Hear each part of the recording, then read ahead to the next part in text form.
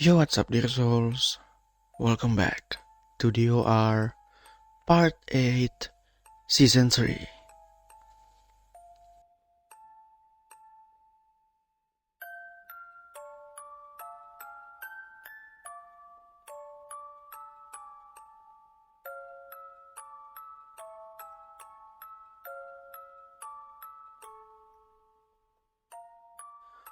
Pada video kali ini, sesuai judulnya, kita akan membahas beberapa cerita-cerita mistis di dunia kemiliteran di Indonesia. Beberapa dari kalian mungkin sudah ada yang tahu atau bahkan familiar dengan cerita-cerita yang ada di video malam ini. Tapi gue juga yakin beberapa dari kalian juga ada yang bahkan tidak tahu sama sekali tentang cerita berikut. So, skip perbacotan and let's begin. Cliff Muntu, STPDN. Seorang mahasiswa STPDN atau IPDN atau disebut dengan Praja bernama Cliff Muntu yang lahir di Manado pada 8 Juli 1987. Cliff terlahir sebagai anak sulung dan memiliki 2 adik kembar. Membantu taraf kehidupan keluarga adalah dasar harapan sang ayah, sehingga menganjurkan anaknya ini untuk menempuh pendidikan di IPDN pada tahun 2005. Dan beruntungnya lagi, Cliff terpilih sebagai ketua kontingen di provinsinya. Namun malangnya, di saat tahun keduanya menempuh pendidikan di IPDN, dia meninggal dunia secara misterius pada tanggal 3 April tahun 2007. Awal mulanya pihak IPDN menyatakan Cliff meninggal di rumah sakit. Tetapi pernyataan ini dibantah sama dokter di rumah sakit itu. Dokter di rumah sakit itu menyatakan bahwa Cliff telah tewas ketika sampai di rumah sakit itu. Something's wrong, right? Kematian Cliff ini terkesan ditutup-tutupi oleh pihak kampusnya. Pasalnya, terdapat luka bekas suntikan cairan formalin di bagian dada dan perut Cliff yang dihipotesakan itu dilakukan untuk menghilangkan jejak penyebab kematiannya. Belakangan terungkap bahwa Cliff meninggal karena mengalami pendarahan di organ dalam tubuhnya. Berdasarkan hasil otopsi tim forensik Rumah Sakit Hasan Sadikin, ditemukan bahwa jantung, paru-paru, limpa, hati, ginjal, otak, buah pelir, dan dada Cliff mengalami pendarahan karena benturan benda tumpul pada tubuhnya. Cliff mengalami bendungan pembuluh darah dan pendarahan luas di sejumlah organ tubuhnya. Tidak ditemukan tanda-tanda terinfeksi virus atau bahkan sisa-sisa narkoba. Hingga akhirnya pada 4 April 2007, 5 mahasiswa yang lebih senior daripada Cliff mengaku telah melakukan tindakan kekerasan fisik tepat pada tanggal 2 April tengah malam. After that, di proses hukum yang sangat panjang, penyuntik formalin juga itu di proses hukum. Pemakaman Cliff pun dilakukan pada tanggal 6 April 2007 di tempat pemakaman umum Kairagi. Cerita mistis tentang Cliff pun mulai tersebar secara perlahan beberapa tahun setelah kejadian itu. Jadi ceritanya, pada suatu malam, ada seorang pengasuh yang mendapati praja atau mahasiswa sedang berkeliaran di malam hari. Jadi pengertian pengasuh di sini adalah orang yang mengasuh para praja di setiap barak. Mungkin kayak wali kelas gitu ya. Nah, setelah mengejar praja tersebut, dia pun bertanya kepada praja itu. Tetapi anehnya, praja itu tetap diam aja. Pengasuh itu lalu mengambil papan nama praja tersebut, lalu menyuruhnya menghadap ke posko. Ketika sedang berjalan menuju posko, pengasuh itu terlihat sedikit bingung.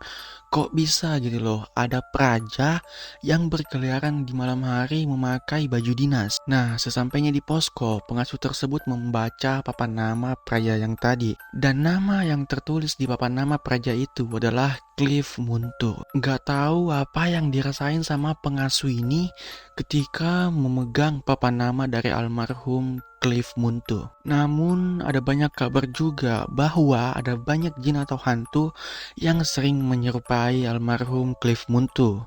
Gak tahu itu benar apa enggak. Taruna Merah.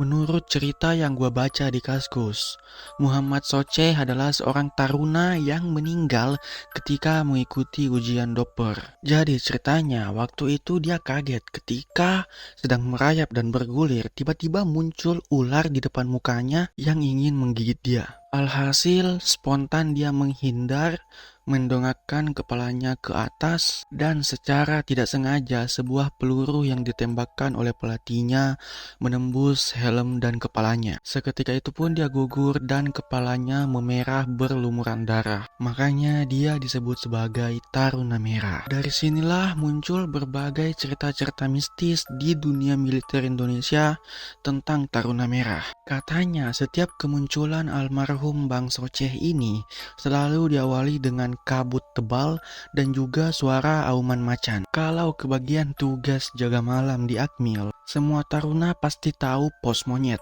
atau jaga serambi.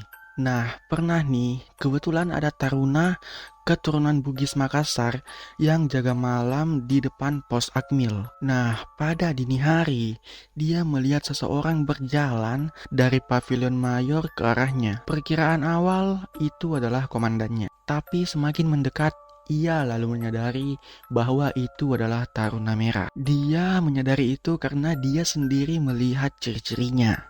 Helm jebol, mata merah menyala, baju seragam lusuh berlumuran darah, dan juga wajah yang hancur. It must be Taruna Merah. And then Taruna Merah ini berdiri tepat di sampingnya. Jadi posisinya gini nih. Nah, ini Taruna yang keturunan orang Makassar itu. Nah, ini Taruna Merah. Dia berdiri berjajar kayak gini. Taruna orang Makassar ini memberanikan diri untuk memberi salam dan juga menyapa. Tetapi tidak digubris sama sekali. Sampai akhirnya dia pun berkata, "Bang, kalau emang mau nemenin saya jaga malam, makasih ya. Tapi kita udah beda alam." Bang Soceh masih tetap diam aja, tapi perlahan ia berjalan menuju ke tempat lain di belakang pos. Dan lalu kemudian menghilang. Saat nulis skenario ini nih, gue bayangin kalau gue di posisinya taruna orang Makassar ini. Mungkin gue pingsan berdiri kali ya.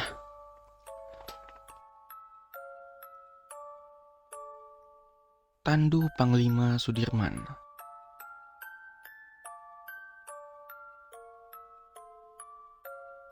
Next ada Tandu Kakung Eyang Dirman atau lebih dikenal dengan nama Jenderal Sudirman. Cerita ini muncul ketika para taruna melakukan napak tilas perjuangan Panglima Jenderal Sudirman, lengkap sambil memikul tandu yang kosong. Konon katanya, selama proses yang digelar hingga malam hari itu, tidak ada satu taruna pun yang diperbolehkan menoleh ke belakang. Ceritanya nih, pernah terjadi seorang taruna merasa tiba-tiba tandu itu menjadi berat. Lalu ia berbalik ke belakang menoleh ke arah tandu. Dan lalu ia berteriak and then pingsan. Setelah bangun, dia bercerita kalau dia melihat sosok mirip Jenderal Sudirman di atas tandu itu.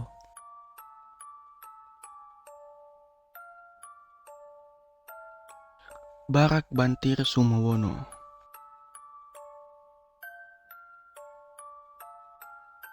Barak ini terletak di Desa Banter, Semarang.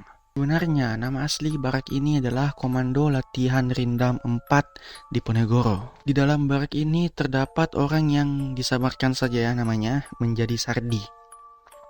Anggap aja namanya Sardi, yang tugasnya tuh memberikan bibit di lahan barak paling barat. Menurut Sardi, setiap ada kegiatan militer yang melibatkan pelajar, mahasiswa, atau bahkan anggota TNI sendiri, bisa ia pastikan terjadi kesurupan. Bahkan terkadang lebih dari satu orang yang kesurupan. Kata dia, pernah ada 10 orang yang kesurupan secara bersamaan. Layaknya di TV, kalau kesurupan tuh ada yang jadi harimau, ada yang tiba-tiba nangis, tiba-tiba marah. Terus setelah ditanya-tanya, para makhluk gaib yang mengganggu itu menitipkan banyak pesan yang berbeda-beda. Contohnya kayak jangan bicara kotor, terus kamar mandi dibersihkan. Bahkan ada yang cuma minta sebats doang.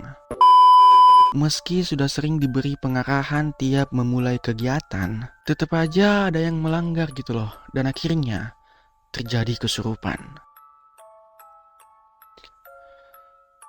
Inilah akhir dari DOR Part 8 Season 3. Find me on social media, link in description. And don't forget to like, comment, share, subscribe and stay tuned. And whatever happens to you after watching this video, let it flow.